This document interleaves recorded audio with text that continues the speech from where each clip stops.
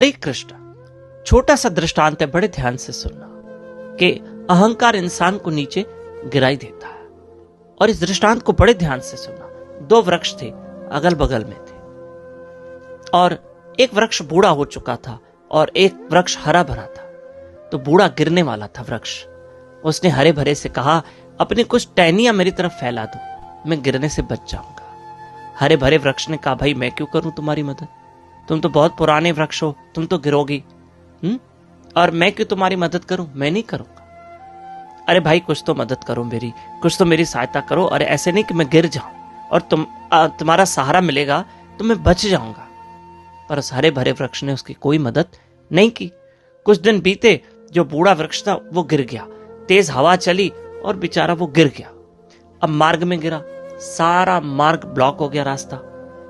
और वहां पर जो बिजली की तारें थी उनके ऊपर वृक्ष गिरा, तो वो नुकसान अलग हुआ। गांव की लाइट बंद हो गई, बहुत जगहों की एरियाओं की लाइट बंद हो गई। सबों ने कंप्लेंट की, तो जो इलेक्ट्रिशियन थे वो आए, और जो सारे इलेक्ट्रिशियन आए उन्होंने देखा, अरे ये वृक्ष गिरने से सारी गड़बड़ हो गई है। चलो भाई, रास्ता तो साफ हो गया। वृक्ष भी जो टहनियां महनियां गिर गई सब उठा लिया, तारे वारे जोड़ दी, सब कर दिया। पर मन में विचार आया कि जो ये वृक्ष था बूढ़ा, बिल्कुल तारों के नजदीक था, तारों के नजदीक था। भाई ये गिरा तो तारें टूट गई, गांव की लाइट बंद, इतना नुकसान। अब ये जो हरा भरा वृक्ष था जिसने उसकी कोई मदद नहीं की थी, ये भी तो बिल्कुल तारों के नजदीक है। बोला, भाई एक काम करो, ऐसे ना आगे चल के तेज हवा तूफान चले, फिर ये हरा भरा वृक्ष भी गिर जाएगा और इसके गिरने से फिर सारी तारें टूट जाएगी, है ना। इसलिए काम करो, इस वृक्ष को भी गिरा दो इसको, नहीं तो ये भी तारों के ऊपर गिरा तो कहीं ऐसा ना हो कि बहुत बड़ा फिर से कोई ना नुकसान हो जाए। तो पता पड़ा उस हरे भरे वृक्ष को भी काट दिया। तब वो हरा भरा वृक्ष पछताने लगा कि काश मैं उस बूढ़े वृक्ष की मदद करता तो वो भी बच जाता, मैं भी बच जाता। वो तो गिरा, मुझे भी गिराया गया।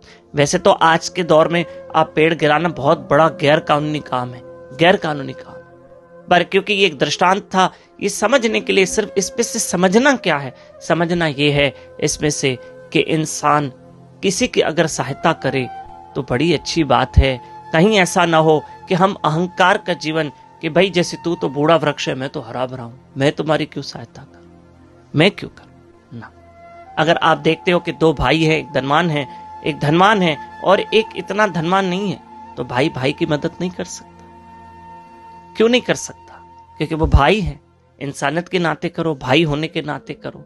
क्यों नहीं? किसी की मदद करो, किसी की सहायता करो, थोड़ी करो लेकिन करो। और अगर मान लो मैं फाइनेंशियली स्ट्रांग नहीं हूं और मैं किसी की मदद नहीं कर सकता हूं इतनी, तो मैं भगवान से प्रार्थना तो करूं कि भगवान, सामने वाले को तकलीफ है, भगवान उसकी तकलीफ दूर करना, उसका भला हो, उसका कार्य हो जाए। प्रार्थना में भी बड़ी शक्ति है, तो प्रार्थना तो कर सकते हैं, है ना।